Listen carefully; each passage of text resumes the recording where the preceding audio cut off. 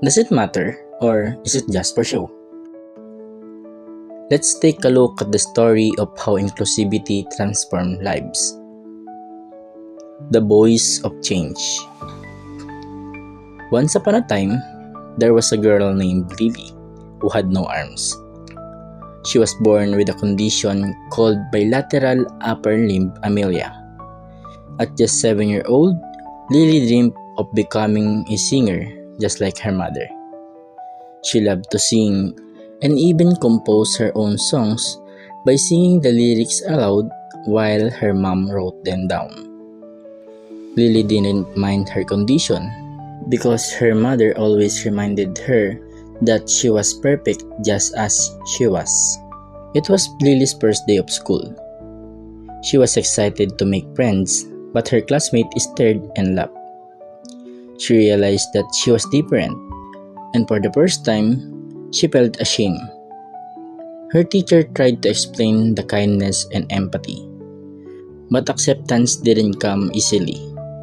Despite her struggles, writing, joining activities, or keeping up, Lily never gave up. Her determination shined brighter than her pain. Years passed, and Lily grew into a strong teenager. But the school was still a battlefield. She faced humiliation and discrimination. No tools, no teachers trained to help her. Still, she held on to her dream, to sing and to be heard. One day, her school announced a singing contest. Each contestant had to write and perform their own song. Lily saw it as her chance to speak through music. She called her piece Last Hope. When she sang, her voice filled the hall, soft yet powerful. Her song spoke of pain, courage, and the longing to be seen as equal. When she finished, the room felt silent, then erupted in tears and applause. That day, something changed. Lily's courage opened hearts. The school began talking about inclusion, accessibility, and equality. They created assistive materials and trained teachers to support their students with disabilities. Lily's voice became a symbol of change, showing that inclusion is not charity, it's justice.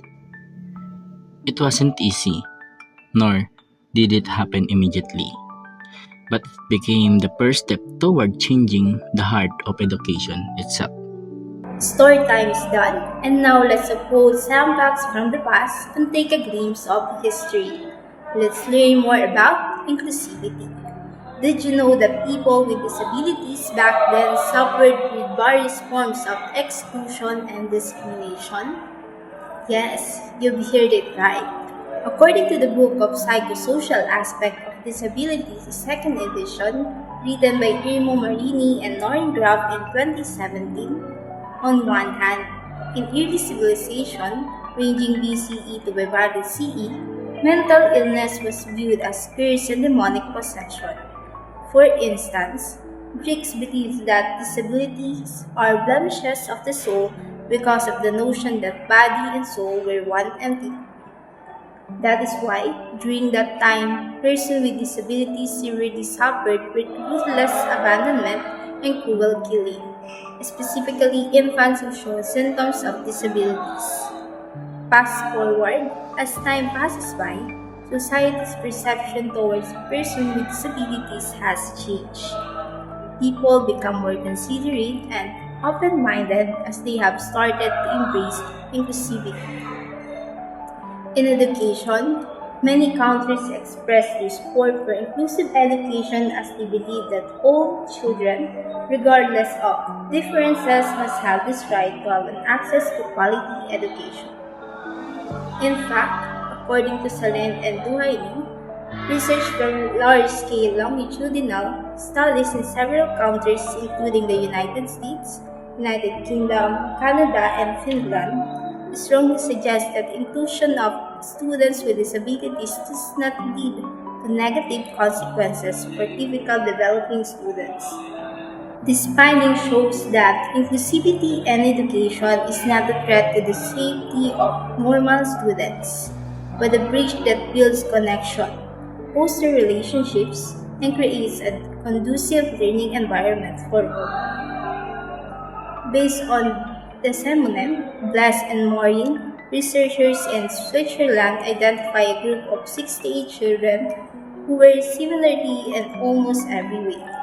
They were the same age, between 7 and 8 years old, had been diagnosed with intellectual disability, lived at home with their parents, and had similar scores on tests of reading and mathematics skills. The main way in which the students differed was that one group of students was included while the other was educated in separate schools. Researchers then followed the students for 2 years and found that across the two groups, students experienced similar growth in their mathematical skills, but included students experienced significantly greater growth in the development of literacy skills than did their otherwise similar peers. This proved that inclusion fuels academic development and progression. Now, I want to introduce to you some of the empowered PWDs who proved that disability is not a hindrance, but a great challenge to strive for more. Helen Keller, American author and educator who was blind and deaf. She won admission to Radcliffe College in 1990s and graduated cum laude in 1904. She wrote of her life in several books, including The Story of My Life, Optimism, The World I Live In, Light in My Darkness and My Religion, Helen Keller's Journal, and The Open Door.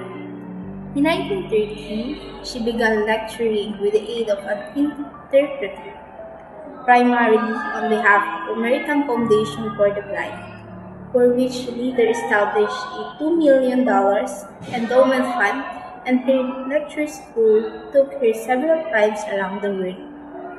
Stephen Hawking, a well-known physicist, cosmologist, eminent scientist, and astrophysicist, he constructed amyotrophic lateral sclerosis, a progressive disease that attacks the brain, the spinal cord, and the motor neurons, which impedes voluntary muscle movements. Despite disability, he made contributions to the studies of black holes, theory of relativity, and quantum mechanics. He became a professor at Cambridge despite having a disability. He published books about physics and Big Bang theory, his well-known book being A Brief History of Time. Remember, students with special needs and disabilities should not be limited by the society. Let's spread love, not hate, unity, not division, acceptance over discrimination. Let's all live with inclusivity, embrace differences, celebrating diversity.